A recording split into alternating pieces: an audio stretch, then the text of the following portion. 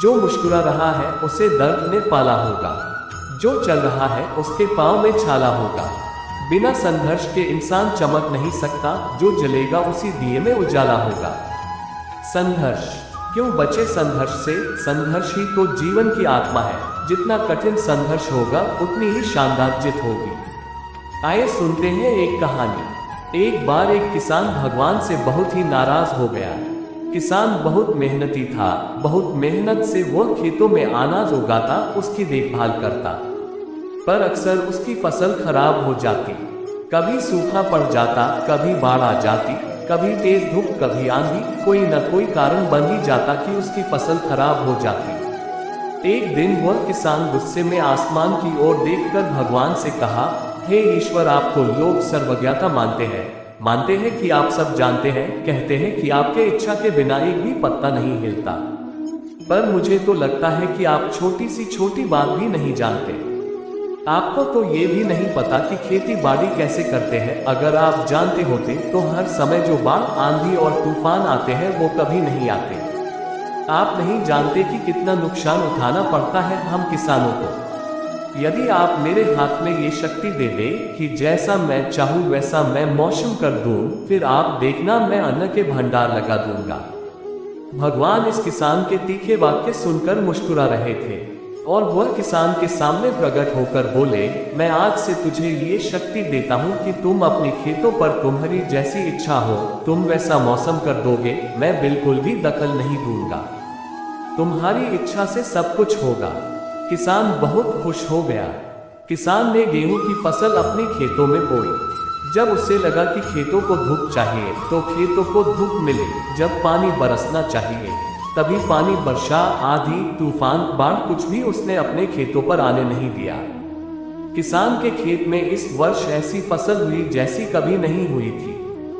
हरी भरी लहलहाती फसल। मन ही मन वह बहुत खुश हो गया और सोचने लगा, अब सबूत के साथ दिखाऊंगा भगवान को कि इससे कहते हैं शक्ति का सही उपयोग। मेरी सफलता देखकर उन्हें अपनी नियम जरूर बदलने पड़ेंगे। कुछ दिन गुजरे, फसल कटने को तैयार हो गए।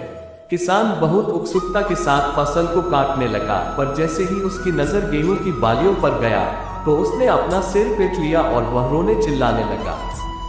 गेहूं की एक भी बाली के अंदर गेहूं का दाना नहीं था। सारी बालियां अंदर से खाली थी। किसान बहुत दुखी हो गया। उसने भगवान को रोते हुए फिर पुकारा, हे प्रभु, तुमने ये मेरे साथ क्या किया? क्या तुमने मुझे कोई सजा दी? भगवान बोले, पुत्र, ये तो होना ही था। तुमने पौधों को संघर्ष करने का मौका ही कहाँ दिया? ना तो तुमने उन्हें आंधियों से जूझने दिया, ना तेज बारिश से सहने दिया और ना ही धूप में तपने दिया। एक भी चुनौती का सामना तुमने उन्हें नहीं करने दिया। इसीलिए सारे पौधे अंदर से खोखले रह गए। जब आंधी, तूफान, तेज बारिश और धूप पड़ती है तभी ये पौधा अपने अस्तित्व को बचाने के लिए संघर्ष करते हैं। और इसी संघर्ष से एक बल पैदा होता है जिसमें शक्ति होती है, ऊर्जा होती है, और यही ऊर्जा पूर्ति तेरे गेहूं के दानों की तरह जो नहीं फूटी, तूने उन्हें कठिन परिस्थितियों से गुजरने ही नहीं दिया जहां उनके अस्तित्व का जन्म होता। सारे बालियां इसलिए खाली है, इसमें एक भी गेहूं का दाना इसलिए नहीं है क्योंकि तुमने अपने पौधों को संघर्ष कराया ही नहीं। याद रखिए, स्वर्ण में स्वर्णीय आभा तभी आती है जब वह आग में तपने, गलने और हथौड़े से पीटने जैसे संघर्षों से गुजरता है। कोयले का टुकड़ा हीरा तभी बनता है जब वह उच्च दाब और उच्च ताप की मुश्किल परिस्थितियों से गुजरता है। इसी तरह यदि हमारी जिंदगी में कोई संघर्ष ही ना हो, कोई चुनौती ही ना हो, तो हम भी गेहूं की बालियों की तरह खोखले रह जाएंगे। कोई अस्तित्व नहीं होगा हमारा।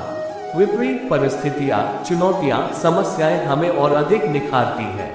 यदि जीवन में कठिन परिस्थितियां और चुनौतियां आए तो घबराना मत, बल्कि सामना करना। विश्वास करना कि आप और अधिक निखर जाओगे और अधिक मजबूत बन जाओगे। किसी ने कितना सही कहा है, जिंदगी जीना आसान नहीं होता, बिना संघर्ष कोई महान नहीं होता। जब तक ना पड़े हथौड़े की चोट तब तक पत्थर भी भगवान नहीं होता। अगर आपको ये कहानी अच्छी लगी तो लाइक करें, शेयर करें, कमेंट करें और हमारे चैनल को सब्सक्राइब करें। आपका दिन मंगलमय हो। धन्यवाद।